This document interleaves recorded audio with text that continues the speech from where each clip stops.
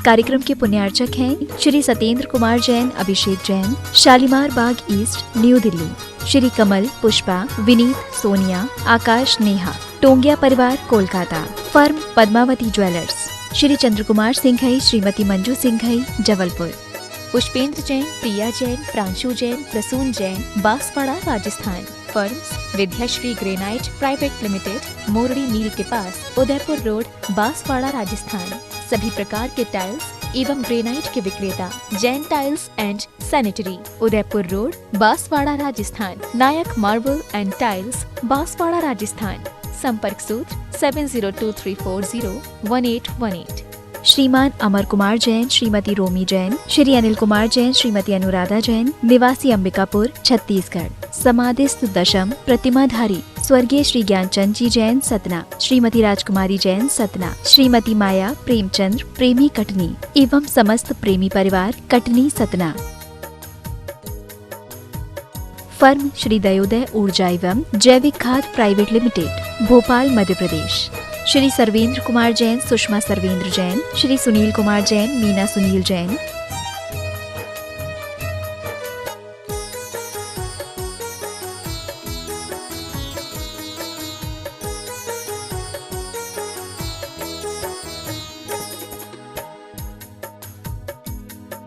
Firm Bade Baba mining and consultancy LLP, Shri numeral and chemical, Arya mineral and techno product, Vidya mineral and processor.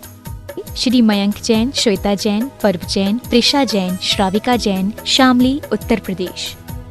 Engineer Surendra Kumar Jain, retired chief engineer, Raipur. Engineer Pushpa Surendra Kumar Jain, कार्यपालन अभियंता, रायपुर।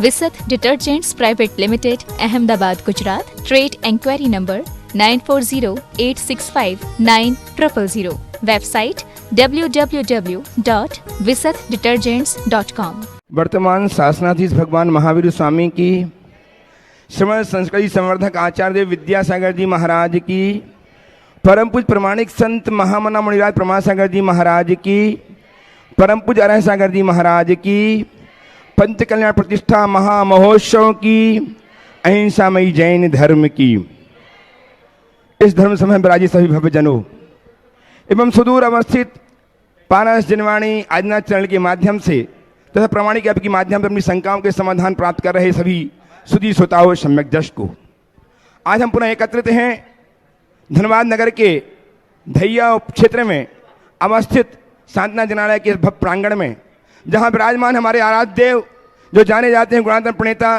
संघ का समाधान प्रवर्तक, भावना विप्रवर्तक एवं संपर्क रूप श्रमण के रूप में जगत विख्यात हैं, जो जाने जाते हैं परम पूज्य आचार्य भगवान विद्यासागर जी महाराज के परम प्रभावक शिष्य के रूप में, जिनकी वाणी को सुन करके हम आप सब अपने जीवन को नई दशा, नई राह दे पाते हैं और जीवन को उन्नत कर पाते हैं। आज हम प्रत्यक्षतः गुरुदेव के श्रीमुख से अपनी शंकाओं के समाधान प्राप्त करने के लिए उतावले हो रहे हैं, आतुर हैं। मैं चाहता हूं कि हम गुरुदेव के मुख से अपनी शंकाओं के समाधान पाएं, उसके पूर्व गुरुदेव का वरद हस्त हम पर आशीष के रूप में आच्छादित हो। अतः मेरे साथ उच्चारें, नमोस्तु महर्षि, नमोस्तु महर्षि, नमोस्तु महर्षि। आज के सत्र को मैं ऑनलाइन प्रश्नों के माध्यम से प्रारंभ करना चाह रहा हूं। गुरुदेव, गुरुदेव बिनौली, बागपत, उत्तर प्रदेश से श्रीमान नितिन जी जैन आपके चरणों में कोटि कोटि नमोस्तु अर्पित करके जानना चाहते हैं कि महर्षि, किसी ने कितनी सच्ची बात कही है कि सन्नाटा सा छा गया बंटवारे के किस्से में, जब माँ ने पूछा मैं आई किसके हिस्से में। तो महर्षि, मेरी शंका यह है कि संपत्ति के साथ साथ बच्चे माँ बाप को क्यों बांट देते हैं, समाधान कीजिए गुरुदेव। ये इस युग की विडंबना है, इससे बड़ी निष्ठुरता और किसे कहेंगे। एक बार ऐसा हुआ, एक माँ थी, दिन में मंदिर में थी। पूछा, आज आप मंदिर में ही हो, क्यों हो? बोले आज उपवास है। बोले आज न अष्टमी है न 14 से, किस चीज़ का उपवास? बोला आज 31 तारीख। बोले 31 तारीख का मतलब क्या? 2 बेटे हैं, 15-15 दिन रखते हैं, 1 से 15 तारीख एक के पास, 16 से 30 तारीख एक के पास, 31 को उपवास कर लेते हैं। अब आप सोचो, इससे ज्यादा लज्जाजनक बात और क्या होगी। जिन्हें जन्म देने वाले माँ बाप ही बोझ लगने लगे, उनके लिए क्या कहा जाए। हर व्यक्ति को माँ बाप के उपकारों को याद रखना चाहिए और उस ऋण को चुकाना अपना धर्म समझना चाहिए, तभी हम कुछ अच्छा करने में समर्थ हो सकेंगे। गुरुदेव आपके चरण चंचरीक श्रीमान अतुल जी दुबे एवं डॉक्टर आर के जैन ट्रस्टी सतना आपके चरणों में बारंबार नमोस्तु करते हुए जानना चाहते हैं कि गुरुदेव, परोपकार के कार्य में सुकून मिलता है, किंतु मेरा मानना है कि क्रोध व अभिमान से किए गए परोपकार के कार्य में संचित पुण्य भी नष्ट हो जाते हैं। क्या मैं सही हूँ? बिल्कुल ठीक है। क्रोध और अभिमान तो वो गुण हैं जो हमारे सारे गुणों को लील जाते हैं। इसलिए परोपकार करो, कर्तव्य की भावना से करो, कर्तृत्व की बुद्धि से नहीं। ओम। गुरुदेव विजय जी जैन सागर आपके चरणों में बारंबार नमोस्तु करते हुए जानना चाहते हैं कि यदि हमारे मन में निंदा का भाव आए और तो हम उसे कैसे कम करें, और अगर हमारे सामने कोई निंदा करे तो हम क्या कहें, और उसके भावों का समर्थन मुझसे ना हो तो इसके लिए क्या करें? देखिए, मन में निंदा का भाव आए तो उसे हम कैसे कम करें। जब भी किसी के प्रति निंदा का भाव मन में आए तो हम उसके गुणों की तरफ दृष्टि रखने की कोशिश करें, उनके गुणों की अनुमोदना करने का भाव जगाएं और उनके प्रति प्रेम पूर्ण दृष्टि से देखने की शुरुआत करें। हमारी निंदा की भावना बदल जाएगी। और जब भी निंदा का भाव आए, एक मंत्र अपने साथ जोड़े, दोष वादे च मौनम, दोष वादे च मौनम। जहाँ किसी के दोष के कहने की बात हो, वहाँ मुझे मौन रहना है। ये बात अगर आपके अंतर मन में जाग जाए तो निंदा की भावना का ज़्यादा वेग नहीं बढ़ेगा। और कोई दूसरे की निंदा करे और उससे आपको बचना है तो सामने वाले से नम्रता पूर्वक कह दे, कोई अच्छी बात है तो मुझे बता दीजिए, इसमें मेरी कोई अभिरुचि नहीं है। और यदि ये संभव नहीं है तो अपनी कुशलता से वहाँ से खिसक जाने में अपनी भलाई समझे तो रास्ता प्रशस्त होगा। गुरुदेव, अंतिम आनंद छोटा सा प्रश्न हासपेट कर्नाटक से सुषमा अनिल जैन ये जानना चाहते हैं कि अष्टमंगल घर में क्यों रखना चाहिए?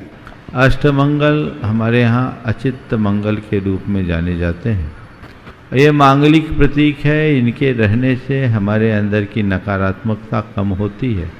तो घर में नकारात्मक प्रभावों को कम करने के लिए अष्टमंगल रखा जा सकता है, रखना चाहिए।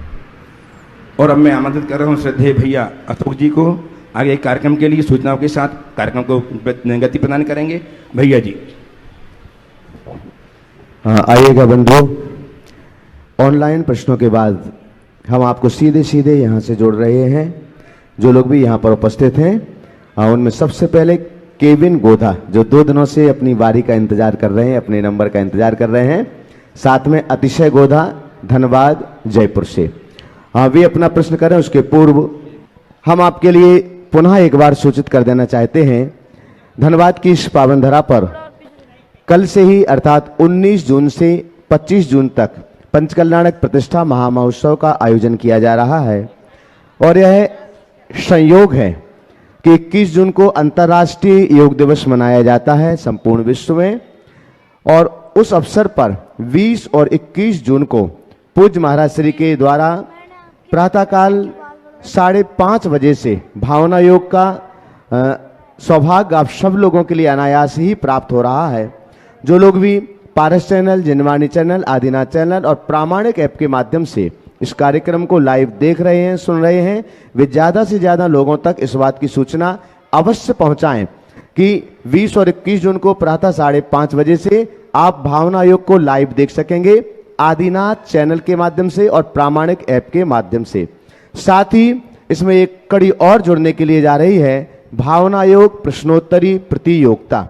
बहुत ध्यान से आप सुनिएगा, यह प्रामाणिक समूह की ओर से प्रस्तुति है भावना योग प्रश्नोत्तरी प्रतियोगिता की, जिसमें प्रामाणिक समूह के सभी सदस्य सम्मिलित हैं और उनके द्वारा गुरुदेव को नमोस्तु करते हुए ये सूचित किया जा रहा है कि जल्द ही 21 जून को अंतर्राष्ट्रीय योग दिवस आ रहा है। इसलिए प्रामाणिक समूह मुनिश्री के आशीर्वाद से अंतर्राष्ट्रीय योग दिवस पर 11 जून से 21 जून तक भावना योग की एक प्रतियोगिता लेकर आया है। इस प्रतियोगिता क्विज में प्रतियोगी को सिर्फ 20 प्रश्नों के उत्तर देने हैं।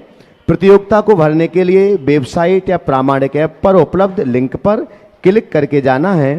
प्रश्नों के उत्तर में सहायता के लिए आपको इसी लिंक पर ही भावना योग से संबंधित सामग्री जैसे मुनिश्री के भावना योग पर प्रवचन के अंश और भावना योग पर पुस्तक भी उपलब्ध कराई गई है। प्रतियोगिता में आप 21 जून रात 12 बजे तक भाग ले सकते हैं। प्रामाणिक समूह द्वारा 23 जून को इस प्रतियोगिता का परिणाम वेबसाइट ऐप शंका समाधान पर घोषित होगा, जिसमें भारत और अंतर्राष्ट्रीय स्तर पर आकर्षक पुरस्कार दिए जाएंगे। कुल 40 पुरस्कारों के डिटेल्स आपको वेबसाइट पर क्विज पेज पर मिलेगी। प्रत्येक प्रतिभागी को एक डिजिटल सर्टिफिकेट भी मिलेगा। क्विज में किसी भी आयु वर्ग के लोग भाग ले सकते हैं।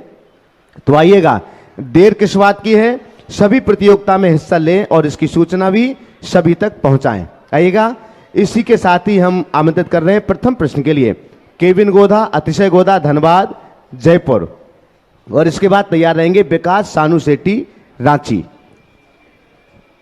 महाराज श्री आपके चरणों में मेरा नमोस्तु नमोस्तु नमोस्तु। महाराज श्री आज मेरा ये प्रश्न है कि मैं ये नहीं जानता कि पंचकलानक क्या होते हैं और मैं भी छोटा भी हूँ, तो आप मुझे ऐसा समझाइए कि मैं इसको हमेशा याद रखूँ और इसमें कुछ कर भी सकूँ। बहुत बहुत अच्छा सवाल तुम्हारा है। यद्यपि कल से पंचकलानक की शुरुआत होगी और वहाँ पंचकलानक के स्वरूप की चर्चा होगी, पर पंचकलानक के शुभारंभ से पहले ही ये जो सवाल उपस्थित हुआ है, ये सभी लोगों के लिए बहुत सारी जानकारियाँ देगा। तुमने पूछा पंचकलानक क्या है, तो मैं एक वाक्य में कहूँगा, पाषाण से भगवान बनने की यात्रा है, आत्मा से परमात्मा बनने की यात्रा है। हम लोगों को पता है कि जो हमारे तीर्थंकर भगवान होते हैं वे अनादि से भगवान नहीं, वे जन्म जन्मांतरों में अपनी साधना करते हैं। लगातार 10 भव तक तपस्या करने के परिणाम स्वरूप उनकी आत्मा में विशेष प्रकार की योग्यता और क्षमता विकसित होती है। तब वे तीर्थंकर की हैसियत से इस धरती में जन्म लेते हैं। उनका जन्म में आने से पूर्व जब वे गर्भ में आते हैं तो तीनों लोकों में हलचल मचती है, उत्सव मनाया जाता है। देवता लोग आनंद उत्सव के साथ उनके माता पिता का सत्कार करते हैं, उनके जन्म नगर में आकर उसे गर्भ कल्याणक कहते हैं। जब जन्म होता है तो भगवान के जन्म के तुरंत बाद चारों निकाय के देव आकर भगवान को ऐरावत हाथी पर विराजमान करके सुमेरु पर्वत पर ले जाकर उनका नमन करते हैं, अभिषेक करते हैं। ये जन्म कल्याणक होता है। इसी तरह जब वो दीक्षा लेते हैं तब भी देवता और मनुष्यगण उत्सव मनाते हैं। उन्हें केवल ज्ञान की उपलब्धि होती है तब भी ऐसा होता है, और जब उन्हें मोक्ष की प्राप्ति होती है तब भी ऐसा होता है। तो ये पांचों प्रसंग जो तीर्थंकरों के जीवन काल में होते हैं, ये सारे जगत के कल्याण का कारण होते हैं, इसलिए इन्हें कल्याणक कहते हैं। और ये 5 होते हैं, इसी वजह से इन्हें पंच कल्याणक कहा जाता है। तो हमारे तीर्थंकर भगवंतों के गर्भावतार से लेकर निर्वाण गमन तक की जो प्रक्रिया है वह पंच कल्याणक है। यहाँ पर पंच कल्याणक नहीं हो रहा है, पंच कल्याणक प्रतिष्ठा महोत्सव हो रहा है। तीर्थंकरों के जीवन काल में उनके कल्याणक होते हैं, लेकिन वर्तमान में तीर्थंकर नहीं है, हमें उनकी स्थापना मूर्तियों में करनी है। तो मूर्तियों में कैसे करें? मूर्तियों में उनकी स्थापना करने के लिए हमारे यहाँ विधि बताई। जैन परंपरा में भगवान प्राणातीत होते हैं, वे सब प्राणों से मुक्त होकर चैतन्य अवस्था को प्राप्त कर लेते हैं, इसलिए वो प्राण नहीं होते, अतः हम लोग प्राण प्रतिष्ठा नहीं करते। यही वजह है कि जैन तीर्थंकरों को भोग नहीं लगाया जाता, उनकी प्राण प्रतिष्ठा नहीं होती, और हम उनके बिंब प्रतिष्ठा करते। क्या करते हैं? जिन बिंब प्रतिष्ठा। और जिन बिंब प्रतिष्ठा के अंतर्गत उनके सारे गुणों को उस मूर्ति में स्थापित करते हैं। तो जब तीर्थंकरों के गुणों को हम मूर्ति में स्थापित करने का क्रम शुरू करते हैं, तो गर्भावतार से लेकर मोक्ष जाने तक के सब प्रसंगों को याद करते हुए उन सारे गुणों का आरोपण पूजा विधान और मांत्रिक क्रियाओं के माध्यम से करते हैं। और जब इन सब की स्थापना उनमें हो जाती है तो मूर्ति न होकर भगवान बन जाती है। तो ये एक प्रक्रिया है जो पंच कल्याणक की इस महा आराधना में संपन्न होती है। ये तो अंदर की चीज़ें हो गई। बाहर क्या है? तो बस हमें ये देखना है, जैसे मांत्रिक क्रियाओं के बल पर हम एक पाषाण को भगवान बना सकते हैं, वैसे ही अपने संस्कारों को जगाकर हम भी पाषाण से भगवान बन सकते हैं, नर से नारायण बन सकते हैं। अपने अंदर के संस्कारों को जगाएं, धर्म के मर्म को समझते हुए जीवन को आगे बढ़ाएं, तो ये सब चीज़ें हमारे लिए बहुत अच्छी हो सकती है। आज के सत्र को चूँकि हमने ISM के बच्चों के लिए रिजर्व रखा था, तो केवल जो बाहर के अतिथि आए हैं अब उनका ही नंबर होगा, और उसके बाद ISM के बच्चे। चलिए। विकास सानू शेट्टी, अच्छा उसको पूछना है क्या? एक ही सवाल कल पूछेगा सर। चलो। विकास सानू शेट्टी रांची, और आपके बाद तैयार रहेंगे आशा जी विनायका, सुरेश जी विनायका हजारीबाग, और आपके ही साथ में श्रीमती मंजू शेट्टी हजारीबाग, स्वरूप विनायका, अनूप विनायका साथ में ही आएंगे। गुरुदेव के चरणों में बारंबार नमोस्तु नमोस्तु नमोस्तु। गुरुदेव, मेरा यह प्रश्न है कि एडवाइस किसे देना चाहिए और किसे नहीं देना चाहिए? एडवाइस उसे ही देना चाहिए जो एडवाइस मांगे, और जो उसे सीखना चाहे, स्वीकारना चाहे। जिसे हमारी एडवाइस सुहाए उसे एडवाइस दो, जिसे हमारे एडवाइस न सुहाए उससे दूरी रखो। समझ गए? जी महाराज। श्री एक क्वेश्चन मेरा है। आज एक रोज हम लोग मोबाइल पे कलश अभिषेक शांति धारा देखते हैं। सूतक के दिन में कलश शांति धारा अभिषेक देखना चाहिए कि नहीं देखना चाहिए? कोई दूसरा दिखा दे तो देख लेना चाहिए। नमोस्तु। आशा जी विनायका, सुरेश जी विनायका हजारीबाग, साथ में मंजू जी शेठी, स्वरूप विनायका और अनूप विनायका जी पहुंचेंगे। इसके बाद तैयार रहेंगे प्रमोद जी खंडेलवाल, पत्रकार हजारीबाग। नमोस्तु महाराज श्री, नमोस्तु महाराज श्री। जब हम गांव में रहते हैं तो पिता के नाम से जाने जाते हैं, और शहर में आते हैं तो मकान के नाम से जाने जाते हैं। शहर में आते हैं तो मकान के नाम से जाने जाते हैं, और गांव में रहते हैं तो पिता के नाम से जाने जाते हैं। तो इसमें सत्य क्या है? कहाँ है? भ्रम है कि सत्य है? क्या सत्य है इसमें? मुझे तो यही समझ में नहीं आता, गांव और शहर की पहचान में अंतर क्यों? कैसे नहीं महाराज श्री, पहले हम लोग सीकर के रहते थे, सीकर में रहते थे तो वहाँ पिता के नाम से जाने जाते थे। अब आ गए शहर में तो वो मकान के नाम से जाने जाते हैं, तो नंबर होता है मकान का। तो फिर क्या सत्य है इसमें? इसे हम थोड़ा दूसरे रूप में लेते हैं। जब व्यक्ति गांव में रहता है तो जमीन से जुड़ा रहता है। ओहो। तो अपने खानदान उसके साथ जुड़ जाता है। ये बात है सर। और जैसे जैसे व्यक्ति शहर में आता है उसके पर लग जाते हैं तो पहचान बदल जाती है। चलिए नमोस्तु महाराज श्री। आगे बस एक ही सवाल। हाँ, प्रमोद जी खंडेलवाल, पत्रकार, हजारीबाग। और आपके बाद तैयार रहेंगे श्रीमती सरिता सेठी, हजारीबाग। हो जिनके गया। भी नाम बोल रहा हूँ थोड़ा सा पहले निकल के आगे आए।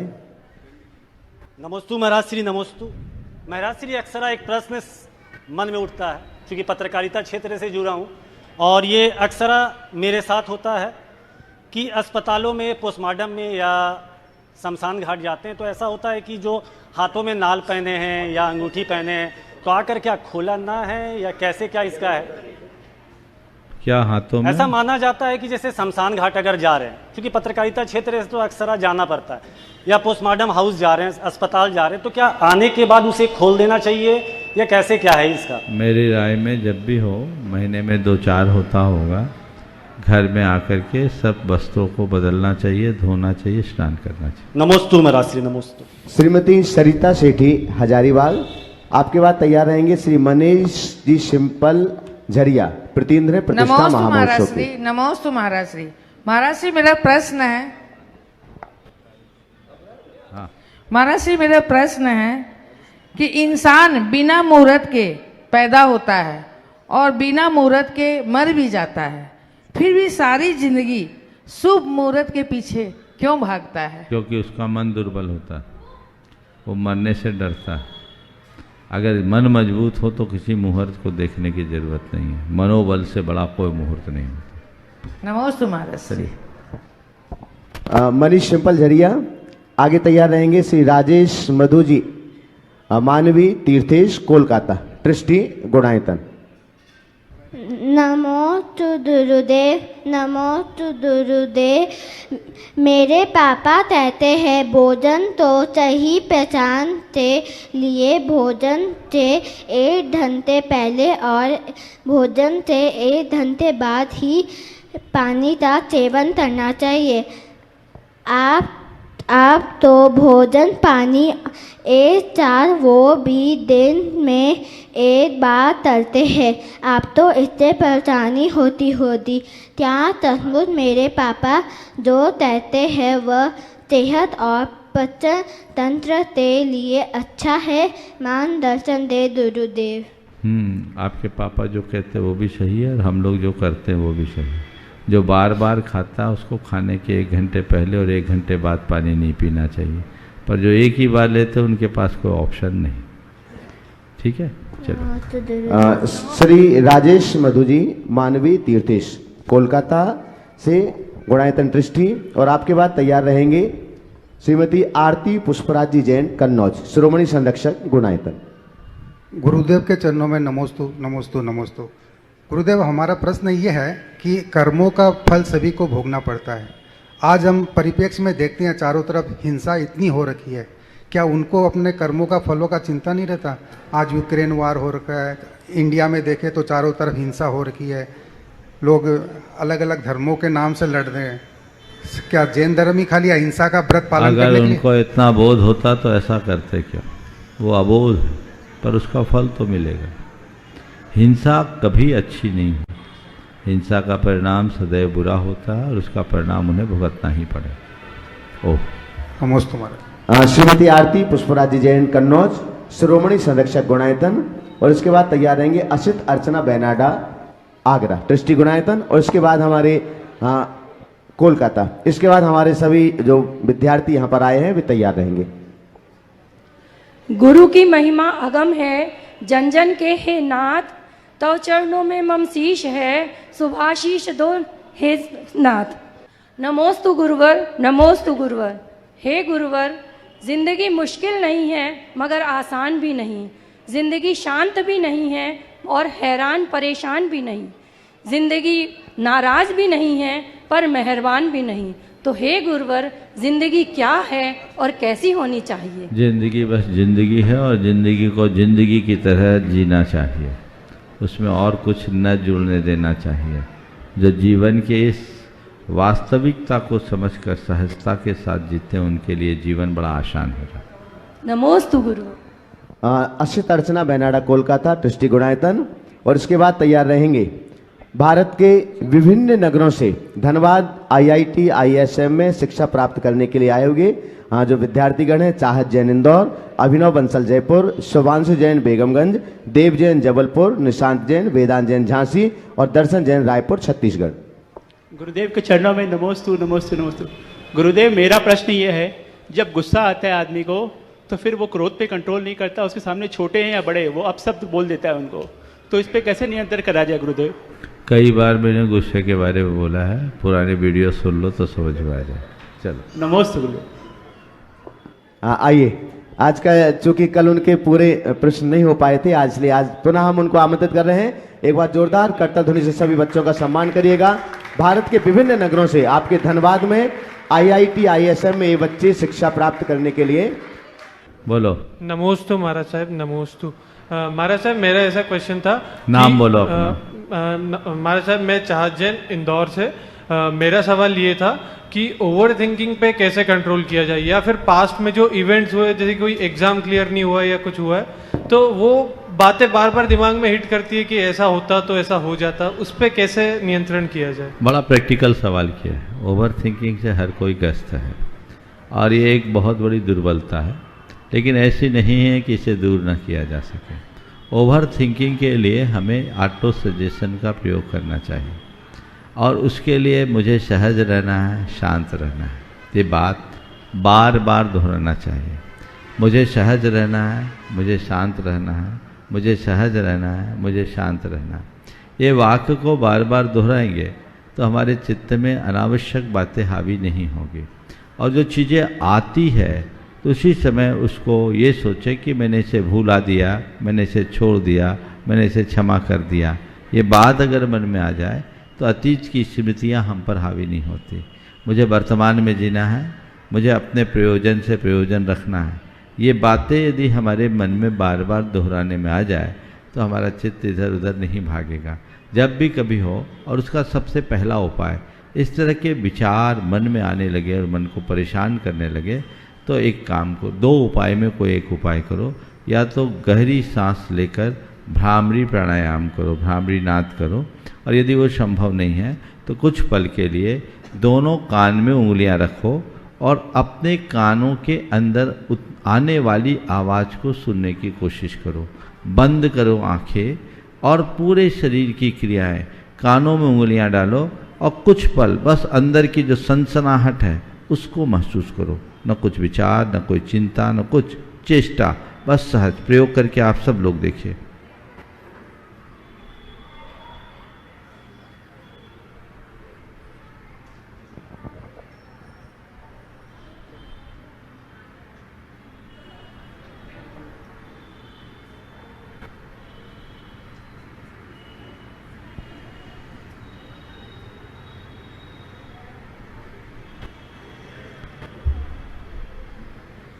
महसूस हुआ कुछ?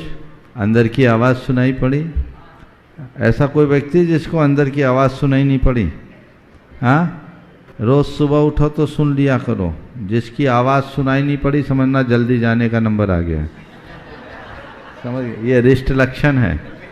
जैसे अपने कान की आवाज़ सुनाई ना पड़े, कोई बीमारी हो तो बात अलग है, स्वस्थ अवस्था में तो समझ लो अब उसके पास ज़्यादा वक्त नहीं है। ऐसा हमारे शास्त्रों में है। खैर, ये जो बात है ये हमारे मन को शांत करने का एक बड़ा उपाय है। कम से कम 2 से 3 मिनट यदि ऐसा करोगे तो बहुत अंतर होगा। और इसके साथ साथ भावना योग करो, ओवर थिंकिंग में बहुत नियंत्रण पा सकोगे। बोलो बोलो जल्दी। हाँ महाराज जी, हमने जो सुना है सबकॉन्शियस माइंड बहुत ज़्यादा हेल्प करता है आगे जाने में, तो उसका कितना सच्चाई है उसमें और कितना झूठ है? देखिए, सबकॉन्शियस माइंड की बात आज मनोविज्ञान में कही गई। अगर हम इसे जैन दर्शन के परिप्रेक्ष्य में कहें तो नाम अलग है लेकिन प्रक्रिया यही। जैन दर्शन क्या कहता है? हमारी जो एक्टिविटीज होती है उसकी छाप हमारी चेतना में पड़ती है, जिसे हम कर्म के आश्रव के रूप में जानते हैं। वही हमारी आत्मा के साथ एकाकार हो जाते हैं, संस्कार बन जाते हैं, कालांतर में फलते हैं, अच्छा बुरा परिणाम देते हैं। यानी कर्म का बंध होता है और हमें फल मिलता है। तो कर्म का बंध कैसे हुआ? हमने जो सोचा, हमने जो बोला, हमने जो किया, हमने जो महसूस किया उसका। यानी हम जो कुछ भी सोचते हैं, बोलते हैं, करते हैं, उसके संस्कार हमारी चेतना में जमते हैं कर्म के रूप में। और आज पश्चिम के लोगों ने इसे चेतन मन और अवचेतन मन के रूप में ले लिया। एक हमारी एक्टिविटीज़ है और एक हमारे अंदर का चित्त है। तो ये दोनों चीज़ें हैं। तो जैन दर्शन भी इसके काफ़ी निकट है। तो जैन दर्शन कहता है कि तुम अपने जीवन को बदलना चाहते हो तो जो तुम्हारे भीतर जमे हुए संस्कार उनकी निर्जरा करो, पाप की निर्जरा करो और पुण्य को भरो। जैसा तुम पाना चाहते हो, जो तुम पाना चाहते हो, जैसा तुम होना चाहते हो, उसकी भावना भाव। समझ गए? तो तुम अपनी आत्मा को मुक्त करना चाहते हो, हर पल ये महसूस करो मैं मुक्त हूँ, मैं मुक्त हूँ, मैं शुद्ध आत्मा हूँ। सोहम सोहम सोहम, मैं वह आत्मा हूँ, शुद्ध चैतन्य आत्मा हूँ, ये अनुभव करने लगो। अभी तुम अपने आप को रागी देशी मोही कामी क्रोधी लोभी महसूस करते हो। उससे हटकर अपने आप को जब तुम चैतन्य महसूस करने लगोगे तो एक पल वह आएगा जब तुम परम चैतन्य हो जाओगे। ये जैन अध्यात्म का मूल है। समझ गए? तो जो सबकॉन्शियस माइंड की बात है वो लोग जिस तरीके से करते हैं वो बात हमारे सिद्धांत के निकट है, बल्कि हमारे शास्त्रों में वर्षों पूर्व से इसका वर्णन है और ये साधना में जोड़ा भी गया। उन्होंने आज इसकी व्याख्या कर दी तो तुम जैसे लोग उसकी तरफ आकर्षित होने लगे। ये तो हमारे शास्त्रों में वो बोलते हैं थॉट्स बिकम थिंग्स, और हमारे यहाँ कहा गया यद भाव्यते तद भवति। अंतर क्या है? केवल और केवल भाषा का अंतर है, भाव में कोई अंतर नहीं। बस उन्होंने जो भी शोध किया वो पदार्थ के लिए किया, हमने जो कुछ भी खोज की वो परमात्मा के लिए की। यही मौलिक अंतर है। वो पदार्थ जगत तक सीमित रह गए, हमने परमात्मा तक पहुंचने की बात अपने मन में सोची तो उसे अपना करके चले तो ये हमारी साधना का एक बहुत ही अच्छा रूप बन सकता है। जैन साधना का मूल भी यही है और भावना योग इसी का एक व्यवहारिक रूप है। तो आगे आने वाले दिनों में तुम लोगों को अगर अनुकूलता बने तो 20 और 21 तारीख को जो भावना योग का यहाँ पर प्रशिक्षण दिया जाएगा उसका लाभ जरूर ले। सुबह सुबह का समय होगा और ये तुम लोगों के पढ़ाई में भी बहुत मददगार बनेगा। अनेक लोग जो IAS बने हैं वो कहते हैं मेरी भावना योग उसमें सहायक है। अभी पिछले साल सम्मेद शिखर में थे, एक लड़की जो IIT में मुंबई में अपना स्थान पाना चाहती थी, उसकी रैंक फर्स्ट अटेम्प्ट में 150 के ऊपर आई थी तो नहीं आ पाया, उसने ड्रॉप लिया और डेली भावना योग की 2 बार और उसका 25th रैंक आया। अभी बॉम्बे में IIT कर रही। तो उसने इसी मंच से कहा। तो ये हमारे कंसंट्रेशन पावर को, हमारे फोकस को, सबको बहुत एक करने में मददगार बनता है। और मैं चाहूँगा कि तुम अपने परफॉर्मेंस को अच्छा करना चाहते हो, वर्क एफिशिएंसी को बढ़ाना चाहते हो तो भावना योग जरूर करो। नमस्ते महाराज। अगला। हाँ, अगले क्रम में जो छात्र अभी रह गए हैं वो आगे आ जाएं। हाँ, शीघ्रता से आ जाओ, आ जाओ जल्दी। हाँ, शीघ्रता से आ जाएं जो भी छात्र और रह गए हैं। और आप अपना नाम बोल करके ही महाराज श्री के चरणों में अपनी शंकाएं रखें।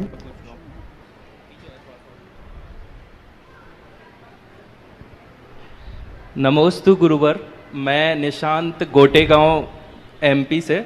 महाराज श्री, सबसे पहले IIT ISM के सारे स्टूडेंट जो अभी प्रेजेंट नहीं भी हैं लेकिन हमारे ग्रुप में, सबकी तरफ से नमोस्तु नमोस्तु नमोस्तु महाराज श्री।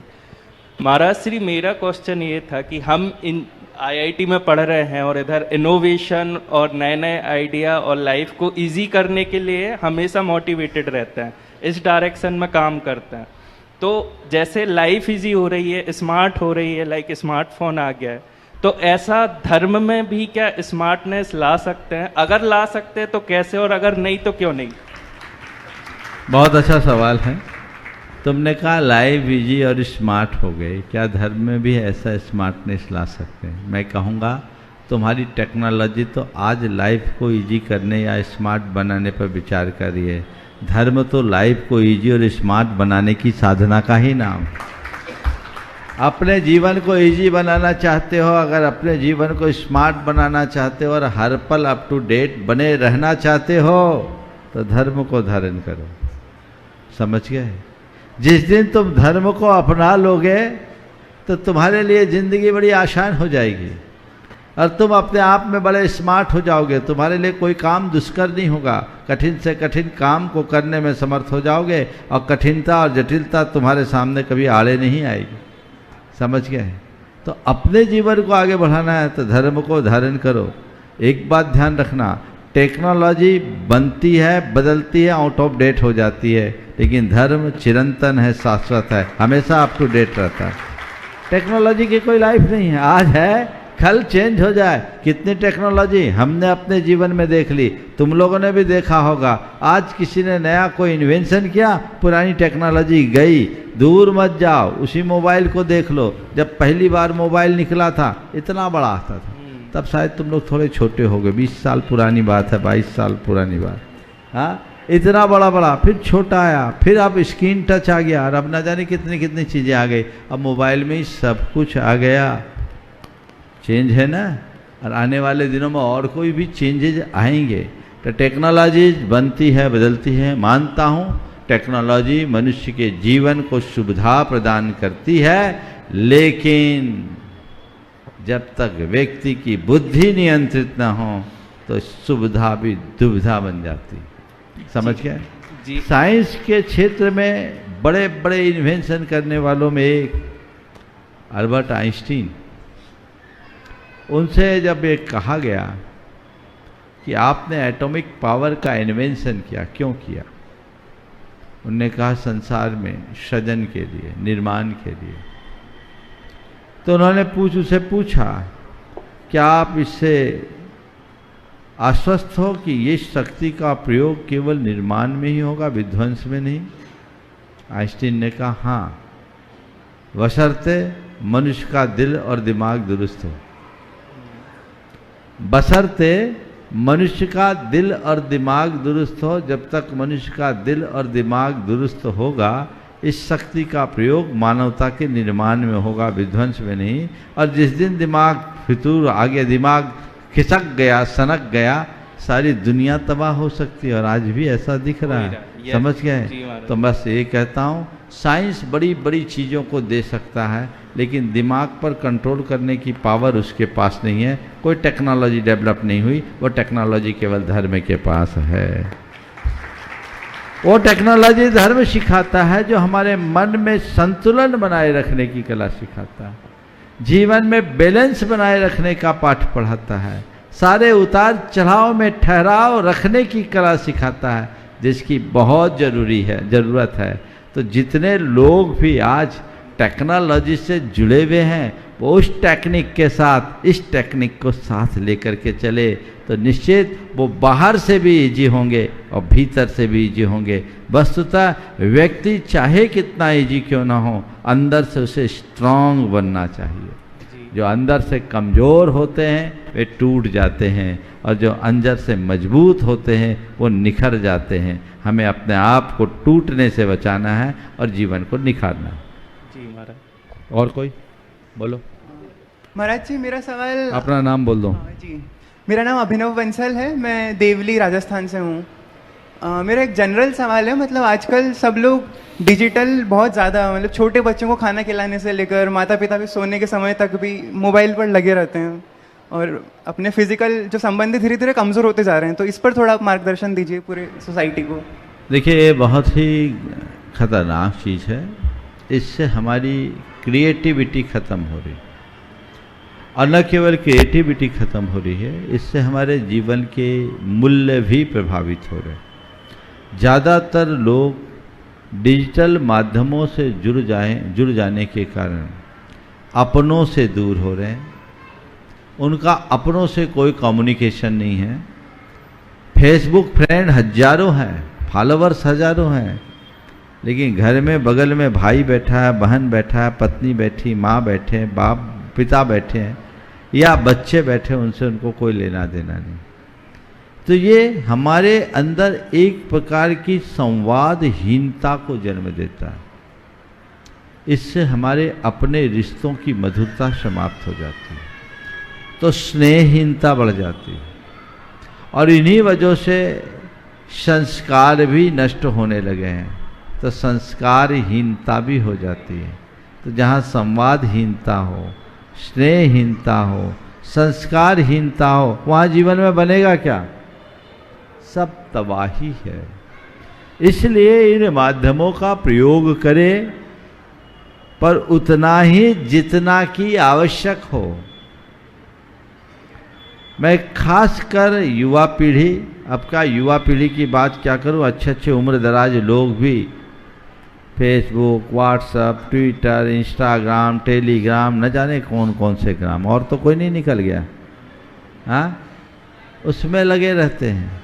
मैं 52 गजा में था, एक 5-7 साल का बच्चा जिसकी परदादी 80 साल की थी, बोले महाराज जी मेरी दादी जी को आप, परदादी थी, उसने दादी जी बोला मेरी दादी जी को नियम दिला दो, वो रात के 12 बजे तक फेसबुक चलाते रहते। अब बताओ, ऐसी अपडेट एग्जिस्टेंस अच्छी चीज़ है कि व्यक्ति को अप टू डेट रहना चाहिए, लेकिन अनावश्यक बातों में उलझना नहीं चाहिए। इससे प्रयोजनीय बातें छूटती है, अप्रयोजनीय बातें जुड़ जाती हैं। बल्कि इस टेक्नोलॉजी को जन्म देने वाले लोगों से और दुनिया में फैलाने वाले लोगों की बात आप करो तो आप देखिए उन्होंने क्या व्यवस्था बना रखी है। बिल गेट्स के विषय में मुझे बताया गया कि उनके पूरे परिवार में पढ़ाई के अलावा और ऑफिस के अलावा प्रतिदिन इंटरनेट का उपयोग मात्र 15 मिनट और संडे को आधे घंटे के लिए होता है, तब तो वो कुछ कर पाते हैं। जकरबर्ग, स्टीव जॉब्स, इन सब के जीवन को पढ़ करके देखो। और आज भी मेरे संपर्क में ऐसे अनेक लोग हैं जो समृद्धि के शिखर पर हैं। कुछ तो ऐसे हैं जो बड़ी बड़ी टेक्नोलॉजी की कंपनी में डायरेक्टर हैं या सीएफओ हैं, सीईओ हैं, वे भी इसका प्रयोग बहुत सीमित करते हैं। ये जितने जिनको कोई काम नहीं, वे लोग इनमें ज़्यादा उलझ जाते हैं, या जो उलझ जाते हैं वो निठल्ले हो जाते हैं, वो उन्हीं में उलझ कर रह जाते हैं। तो मैं तुम सब से ये कहूँगा, अभी तुम्हारा उद्देश्य पढ़ाई करने का है, पढ़ाई करो, जीवन को आगे बढ़ाना है, औचित्य का विचार करके ही किसी चीज़ को स्वीकारो। मेरे जीवन में इनका कितना औचित्य है, उपयोग कितना है, ये विवेक यदि तुम्हारे मन में हो तो फिर कोई कठिनाई नहीं, और जो ये विवेक खो देता है उनके जीवन में कभी भलाई नहीं। इसलिए टेक्नोलॉजी एक सुविधा है, बशर्ते जब तक उस पर हमारा नियंत्रण हो, अन्यथा वही सुविधा दुविधा बन जाएगी। तीसरा ग्रुप आ जाए छात्रों का। छात्र अपने प्रश्न आपके बीच रखें, उसके पूर्व हम आपके लिए बतला दें वर्षा योग का यह निकटतम समय है और लगभग साधु संत जहाँ भी हैं वे बिहाररत हैं, जहाँ पर उनके लिए चातुर्मास संपन्न करना है। पूज्य महाराज श्री के चातुर्मास की मंगलमयी घोषणा प्रातःकाल भी हमने आपके बीच की थी। जो लोग शंका समाधान के इस कार्यक्रम को देश और दुनिया में अपने टीवी सेट के सामने बैठ करके देख रहे हैं, पारस चैनल, जनवाणी चैनल, आदिनाथ और प्रामाणिक ऐप के माध्यम से, उन लोगों के लिए भी सुविधापूर्ण है कि भी अपना टाइम सेट कर लें।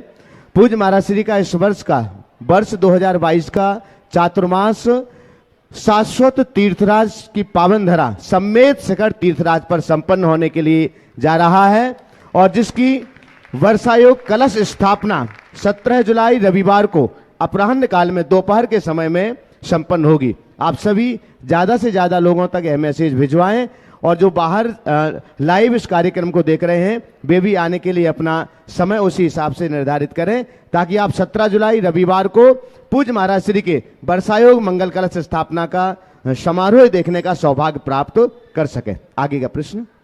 नमोस्तु महाराज, नमोस्तु। मैं वेदांत जैन, झांसी उत्तर प्रदेश से। मेरा सवाल ये है कि कहते हैं कि सफलता में मेहनत और भाग्य दोनों का योगदान होता है। मेहनत तो हमें पता है हम कितनी करते हैं, लेकिन भाग्य का हमें पता नहीं होता।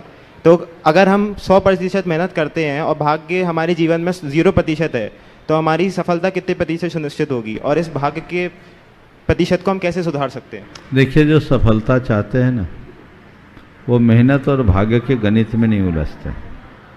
यदि तुम इसके गणित में उलझ जाओगे तो कभी सफल नहीं हो पाओगे। जब तुम्हें सफल होना है तो केवल एक बात दिमाग में रखो कि मुझे क्या करना है।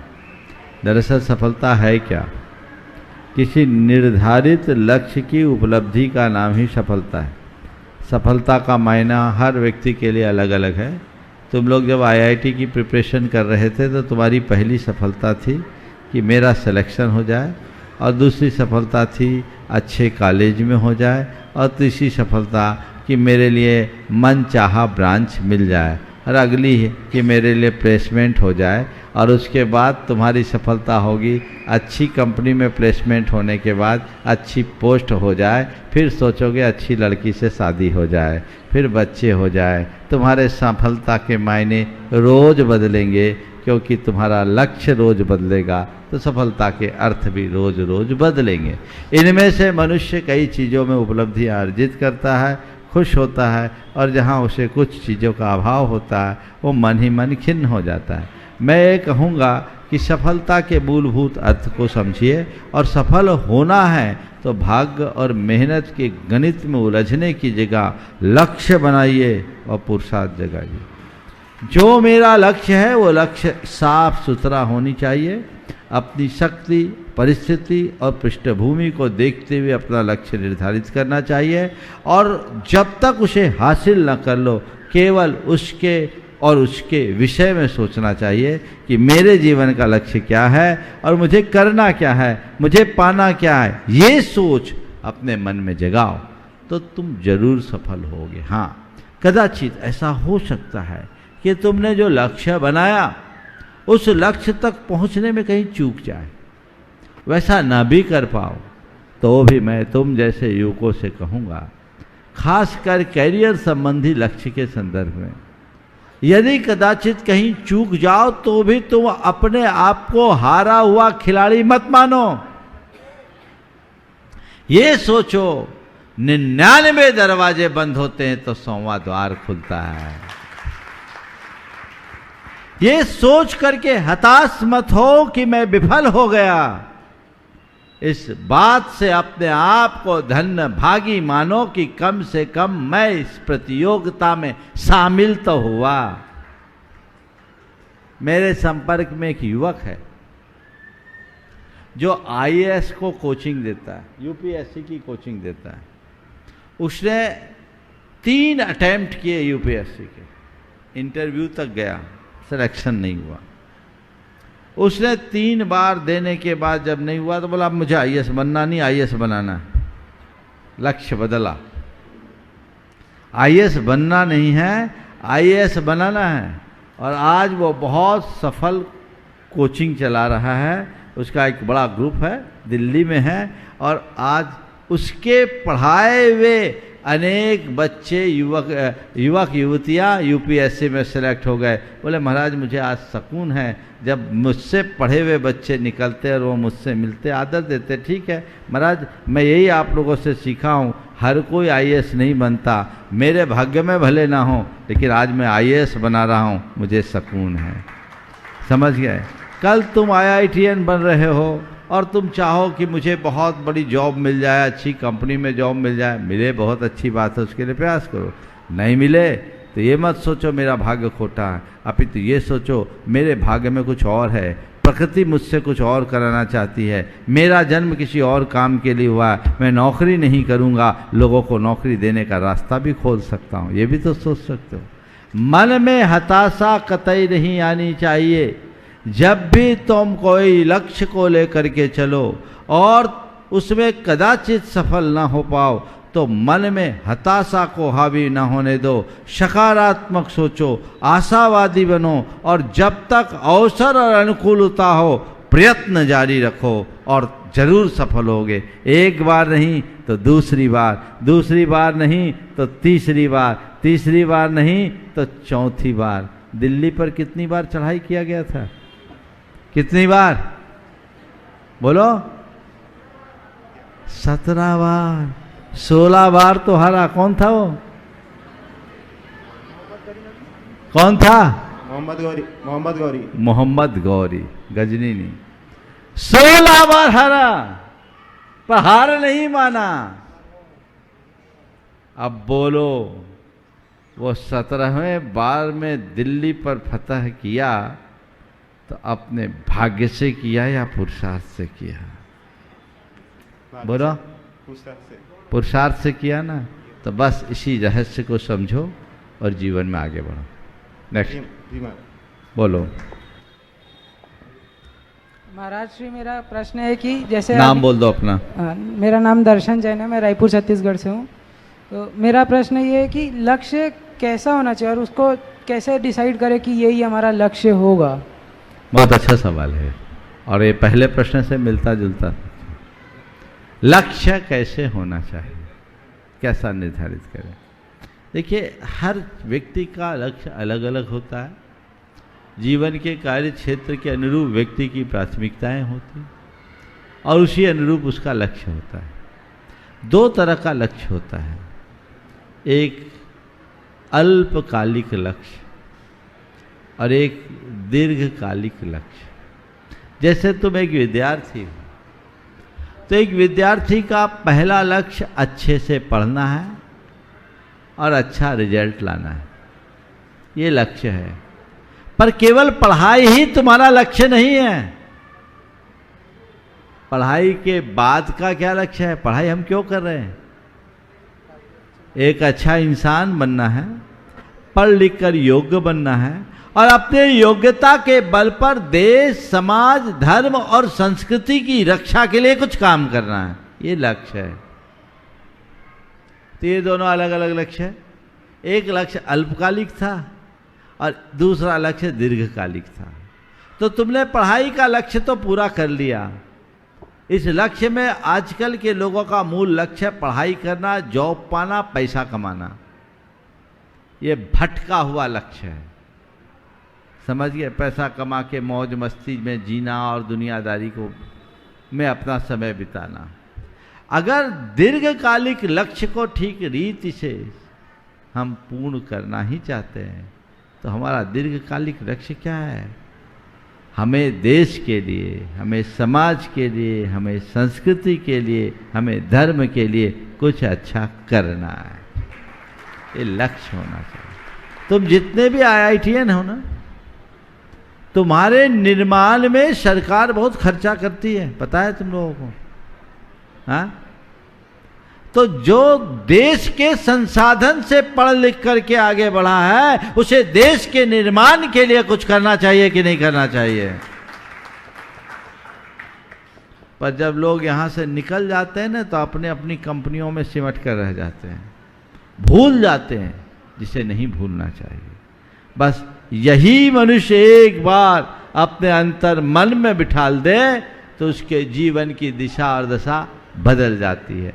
तो व्यापक लक्ष्य को लेकर रखो, अल्पकालिक लक्ष्य के साथ जो दीर्घकालिक लक्ष्य को लेकर के चलते हैं वही सफलीभूत होते हैं। समय सबका हो गया, यहीं पर विराम।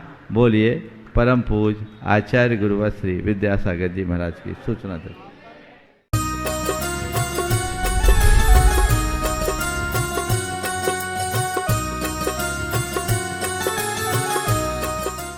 इस कार्यक्रम के पुण्यार्चक थे Shri Satyendra Kumar Jain, Abhishek Jain, Shalimar Bagh East, New Delhi.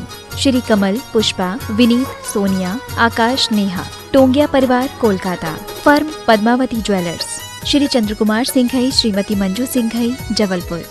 Pushpendra Jain, Priya Jain, Pranshu Jain, Prasoon Jain, Banswara, Rajasthan. Firms Vidyashree granite private limited, Mordi mill के पास, उदयपुर रोड, बांसवाड़ा, राजस्थान। सभी प्रकार के टाइल्स एवं ग्रेनाइट के विक्रेता, Jain tiles and sanitary, Udaipur road, Banswara, Rajasthan. Nayak marble and tiles, Banswara, Rajasthan. संपर्क सूत्र 7023401818। श्रीमान अमर कुमार जैन, श्रीमती रोमी जैन, श्री अनिल कुमार जैन, श्रीमती अनुराधा जैन, निवासी अंबिकापुर, छत्तीसगढ़। समाधिस्थ दशम प्रतिमाधारी स्वर्गीय श्री ज्ञानचंद जी जैन, सतना। श्रीमती राजकुमारी जैन, सतना। श्रीमती माया प्रेमचंद्र, प्रेमी, कटनी एवं समस्त प्रेमी परिवार, कटनी, सतना। फर्म श्री दयोदय ऊर्जा एवं जैविक खाद प्राइवेट लिमिटेड, भोपाल, मध्य प्रदेश। श्री सर्वेंद्र कुमार जैन, सुषमा सर्वेंद्र जैन, श्री सुनील कुमार जैन, मीना सुनील जैन।